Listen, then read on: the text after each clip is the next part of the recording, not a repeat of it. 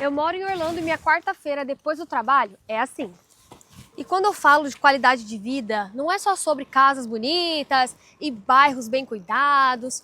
É sobre você poder pegar seus filhos na escola e poder dar uma volta nessa trilha que fica do lado da sua casa de bicicleta com eles e aproveitar esse momento juntos. É sobre parar no caminho para bater um papo, tomar um café ao ar livre, conversar e ter momentos de qualidade. Porque no final dos dias, são desses momentos que os seus filhos vão lembrar. E são esses momentos que vão deixar saudade. Quer viver assim? Me chama que eu te ajudo a encontrar o lar perfeito.